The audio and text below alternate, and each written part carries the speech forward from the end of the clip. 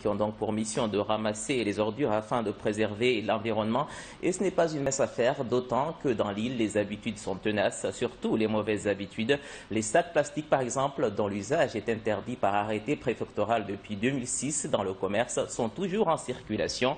Un véritable danger pour l'environnement. Les naturalistes tirent la sonnette d'alarme. Ils ont interpellé la préfecture pour éradiquer définitivement ces sacs qui contribuent grandement à la pollution de Mayotte. Reportage Yasmine Jafar, Géraldine Lui et Ibrahim Dogo. Encore quelques poches de résistance. Le sac en plastique est loin d'avoir disparu de notre quotidien. Dans le commerce informel comme dans le commerce régulier, il a encore sa place. Il sert de contenant pour les produits alimentaires, pratique pour les clients et nécessaire pour les vendeurs. Lorsque les clients viennent au marché, ils n'emmènent rien pour mettre leurs produits. On leur dit pourtant d'emmener un petit panier, mais ils n'y pensent pas. Du coup, on est obligé d'avoir des sachets, sinon ils repartent sans rien acheter. Si les importateurs font venir des sacs moins polluants dans l'île, on les utiliserait sans problème, mais là, on prend ce qui se vend.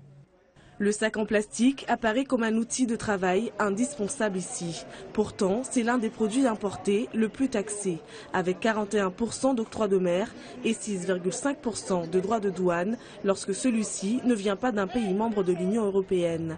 Coûteux et néfaste pour l'environnement, malgré tout, certains vendeurs du marché estiment que l'interdiction de cet emballage est un moyen de mettre à mal leur activité. Est-ce que ce sont seulement les sacs en plastique qui représentent un danger pour l'environnement à Mayotte? Et les canettes de bière, on en parle?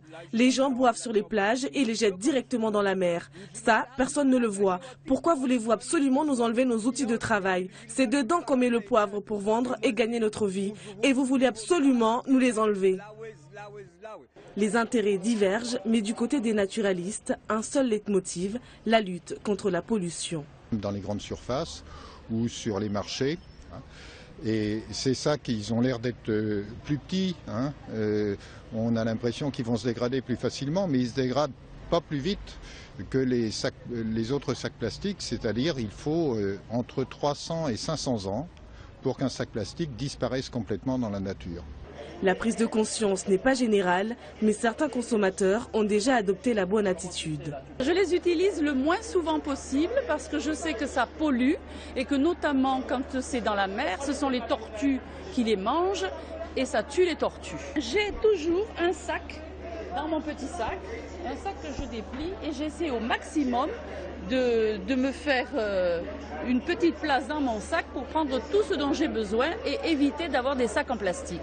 Retrouver des sacs en plastique dans la nature, un héritage lourd pour les générations à venir, dénoncent les institutions environnementales.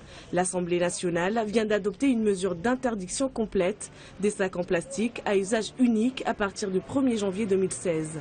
D'ici là, il appartient à tout un chacun d'avoir le bon geste pour préserver l'environnement. Et on reparlera de l'environnement à la fin de ce journal avec notre invité Ibrahim Bahedja.